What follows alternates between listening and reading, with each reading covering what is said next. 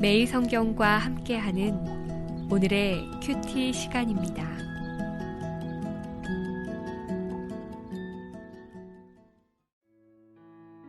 8월 2일 오늘의 말씀은 이사야 54장 1절에서 17절입니다. 잉태하지 못하며 출산하지 못한 너는 노래할지어다. 산고를 겪지 못한 너는 외쳐 노래할지어다. 이는 홀로 된 여인의 자식이 남편 있는 자의 자식보다 많음이라. 여호와께서 말씀하셨느니라. 내 장막터를 넓히며 내 처소의 휘장을 아끼지 말고 널리 펴되 너의 줄을 길게 하며 너의 말뚝을 견고히 할지어다. 이는 내가 좌우로 퍼지며 내 자손은 열방을 얻으며 황폐한 성읍들을 사람 살 곳이 되게 할 것임이라. 두려워하지 말라. 내가 수치를 당하지 아니하리라. 놀라지 말라. 내가 부끄러움을 보지 아니하리라. 내가 내 젊었을 때의 수치를 잊겠고 과부 때의 치욕을 다시 기억함이 없으리니 이는 너를 지으신 이가 내 남편이시라. 그의 이름은 만군의 여호와이시며 내 구속자는 이스라엘의 거룩한 이시라. 그는 온 땅의 하나님이라 일컬음을 받으실 것이라. 여호와께서 너를 부르시되 마치 버림을 받아 마음에 근심하는 아내 곧 어릴 때의 아내가 되었다가 버림을 받은 자에게 함과 같이 하실 것임이라. 내 하나님께서 말씀하셨느니라. 내가 잠시 너를 버렸으나 큰 긍휼로 너를 모을 것이요 내가 넘치는 진노로 내 얼굴을 내게서 잠시 가렸으나 영원한 자비로 너를 긍휼히 여기리라. 내 구속자 여호와께서 말씀하셨느니라. 이는 내게 노아의 홍수와 같도다. 내가 다시는 노아의 홍수로 땅 위에 범람하지 못하게 하리라 맹세한 것 같이 내가 네게 노하지 아니하며 너를 책망하지 아니하기로 맹세하였노니 산들이 떠나며 언덕들은 옮겨질지라도 나의 자비는 내게서 떠나지 아니하며 나의 화평의 언약은 흔들리지 아니하리라. 너를 긍휼히 여기시는 여호와께서 말씀하셨느니라. 너 곤고하며 광풍에 요동하여 안위를 받지 못한 자여, 보라, 내가 화려한 채색으로 내 돌 사이에 더하며 청옥으로 내 기초를 쌓으며 홍보석으로 내 성벽을 지으며 성류석으로 내 성문을 만들고 내 지경을 다 보석으로 꾸밀 것이며 내 모든 자녀는 여호와의 교훈을 받을 것이니 내 자녀에게는 큰 평안이 있을 것이며 너는 공의로 살 것이며 학대가 내게서 멀어질 것인즉 내가 두려워하지 아니할 것이며 공포도 내게 가까이 하지 못할 것이라. 보라, 그들이 분쟁을 일으킬지라도 나로 말미암지 아니한 것이니 누구든지 너와 분쟁을 일으키는 자는 너로 말미암아 패망하리라. 보라, 숯불을 불어서 자기가 쓸만한 연장을 제조하는 장인도 내가 창조하였고 파괴하며 진멸하는 자도 내가 창조하였은즉 너를 치려고 제조된 모든 연장이 쓸모가 없을 것이라. 일어나 너를 대적하여 송사하는 모든 혀는 내게 정죄를 당하리니 이는 여호와의 종들의 기업이요 이는 그들이 내게서 얻은 공인이라. 여호와의 말씀이니라.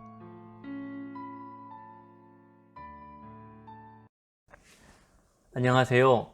8월 2일 월요일 새벽 말씀 묵상 함께 하겠습니다. 오늘 이사야 54장의 내용을 간략하게 요약하면 다음과 같습니다. 하나님께 죄를 지은 유다 백성은 잠시 버림받아 바벨론의 포로 신세가 되겠지만 하나님은 그들을 거룩한 신부로 영원히 회복시킬 것을 약속하십니다. 여호와 하나님께서 자기 백성에게서 수치를 벗기시고 그들을 번성하게 하십니다. 유다 백성은 포로 기간 내내 무기력하며 수치스러운 시간을 보내야 했지만 하나님은 그들에게 땅이 비좁을 정도로 백성이 많아져 열방을 차지할 것이고 황폐한 성읍도 재건될 것이라는 약속을 주셨습니다. 하나님의 이 약속 안에서 교회는 세상 한가운데 우뚝 설 것입니다. 이사야 54장의 핵심은 1절과 2절에 담겨 있습니다. 1절은 예루살렘을 아이를 낳지 못한 불임의 여성으로 의인화합니다. 그리고 잉태하지 못하며 출산하지 못한 예루살렘이 노래할 것이라 말합니다. 여자가 잉태하지 못하고 출산하지 못하는데 어찌 노래할 기쁨이 있을까요? 노래할 수 있는 근거가 있습니다.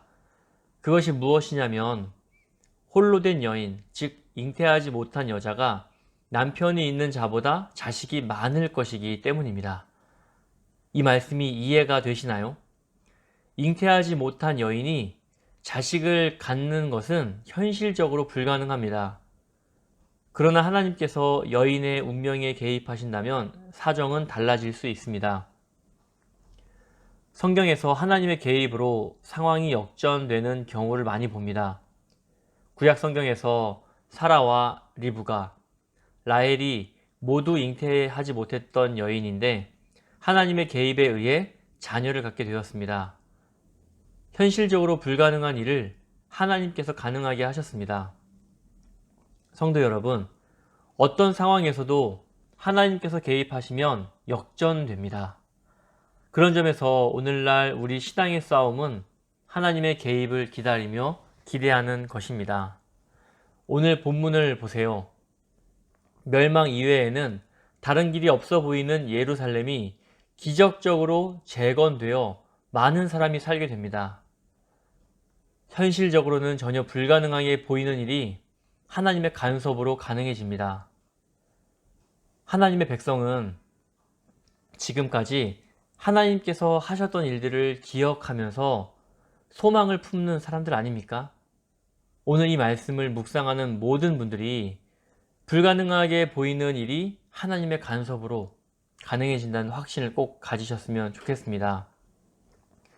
2절은 하나님의 약속의 말씀이 이루어질 것에 대한 예루살렘의 능동적인 참여를 요청하고 있습니다. 내 장막터를 넓히며 내 처소의 휘장을 아끼지 말고 널리 펴라. 하나님께서는 예기치 않게 얻은 많은 자식이 살 수 있는 공간을 충분히 마련해 두라고 하십니다. 성경은 언제나 하나님께서 하실 일에 대한 인간의 반응을 요구합니다. 하나님께서는 억지로가 아닌 자발적이고 기쁨으로 하는 순종의 모습을 기대하십니다. 믿는 자만이 할 수 있는 특권입니다. 5절을 보겠습니다. 제가 5절 읽겠습니다. 이는 너를 지으신 이가 내 남편이시라. 그의 이름은 만군의 여호와시며 내 구속자는 이스라엘의 거룩한 이시라. 그는 온 땅의 하나님이라 일컬음을 받으실 것이다. 여호와께서는 예루살렘의 남편이십니다. 또 여호와께서는 구속자이십니다. 구속자는 고엘인데 이는 시족이나 그 구성원의 권리를 되찾아주는 가까운 친척을 가리킵니다. 룻기를 묵상할 때 나온 기업물을 자가 바로 고엘이었습니다. 여호와께서는 남편으로서 구속자로서 예루살렘을 구원하십니다. 남편이자 구속자인 하나님은 그의 백성을 구원하실 의무가 있으십니다. 이 사실이 오늘 우리에겐 기쁜 소식입니다. 이사야에서 반복하여 말하는 것이 있습니다. 그것은 현재 이스라엘은 다음 세대가 마지막 세대가 될 정도로 초라하다는 것입니다. 이스라엘의 완악함 때문에 축복을 주시려는 하나님의 기대와 바람은 성취되지 못했습니다. 그렇다고 새로운 시작의 기회가 모두 사라져버린 건 아닙니다. 이스라엘의 순종을 통해서는 구원 시대가 도래할 수 없지만 하나님께서는 여전히 이스라엘의 구속자이십니다. 그분께서는 예루살렘의 남편이자 구속자로 그분의 의무를 성실하게 수행하십니다. 그분은 우리를 구원하심으로 온 땅의 하나님이심을 드러내십니다. 우리는 하나님께서 온 땅의 하나님이심을 선포하는 증인이고요. 우리의 남편이자 구속자인 여호와 하나님을 충분히 알고 누렸으면 좋겠습니다. 하나님을 누리는 것이 성도의 특권입니다. 특권은 반드시 책임을 동반하죠. 특권을 누리는 성도의 책임은 그분의 말씀을 주의하여 듣고 즐겁게 순종하는 것입니다. 구속자로서 의무를 성실하게 이행하시는 좋으신 하나님의 말씀을 듣고 즐겁게 순종하는 성도님들 되시기 바랍니다. 이어지는 7절과 8절은 여호와께서 예루살렘의 탄식을 들으시고 대답하시는 내용입니다. 예루살렘은 현재 버림받아 마음에 근심하는 아내처럼 고통을 호소하는 상황에 놓여 있습니다. 7절, 8절을 제가 읽겠습니다. 내가 잠시 너를 버렸으나 큰 긍휼로 너를 모을 것이요 내가 넘치는 진노로 내 얼굴을 내게서 잠시 가렸으나 영원한 자비로 너를 긍휼히 여기리라 내 구속자 여호와께서 말씀하셨느니라. 예루살렘이 버림을 받은 것은 사실이지만 이는 일시적 단절이었습니다. 여호와께서는 예루살렘을 짧은 시간 버리셨습니다. 이제 큰 긍휼로 흩어진 당신 백성을 거두어 들이십니다. 긍휼은 자식에 대한 어머니의 일방적인 사랑입니다. 어머니가 뱃속에서 나온 아이에게 맹목적으로 애정을 베풀듯이 하나님께서 헤아릴 수 없는 큰 사랑으로 당신 백성을 구원하십니다. 8절에서 하나님께서는 내 얼굴을 내게서 잠시 가렸다라고 하십니다. 얼굴을 가렸다라는 것은 관계 단절과 심판을 의미합니다. 하나님께서는 넘치는 진노 때문에 잠시 얼굴을 가리시고 당신 백성을 버리셨습니다. 그분의 진노는 망가진 정의와 공의를 바로 세우시려는 방식입니다. 하나님께서는 의로운 자에게 구원과 축복으로, 악을 행하는 자에게 진노와 심판으로 응답하십니다. 그러나 그분의 진노는 일시적입니다. 반면에 그분의 자비는 영원합니다. 그분께서는 영원한 자비로 긍휼을 베푸십니다. 예루살렘에 대한 하나님의 심판은 그 기간이 매우 제한적이지만 예루살렘의 구원은 값없이 주어지는 그분의 영원한 자비와 긍휼이 보장하기에 영원합니다. 우리가 오늘 하나님과 화평을 누릴 수 있는 이유도 그분의 영원한 자비와 긍휼이 있기 때문입니다. 9절부터 10절은 하나님께서 노아 홍수 이후에 땅의 보존을 조건 없이 약속해 주셨던 것처럼 예루살렘이 앞으로 멸망과 유배가 없을 것을 맹세해 주심을 말하고 있습니다. 11절부터 17절은 새 예루살렘의 아름다움과 안전을 말합니다. 보석으로 기초를 쌓은 예루살렘은 낙원처럼 묘사되고 있습니다.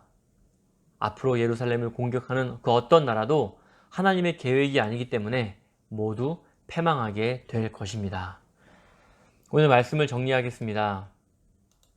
이사야 54장은 하나님께 죄를 지어 버림받은 예루살렘은 비록 포로 신세가 되겠지만 남편이자 구속자인 하나님께서 자기 백성을 영원한 자비와 긍휼로 구원하실 것입니다. 영원한 사랑으로 암울한 과거를 덮으시고 신실한 약속으로 찬란한 미래를 열어주실 하나님을 사랑하고 찬양하는 성도님들 되시기 바랍니다. 아멘.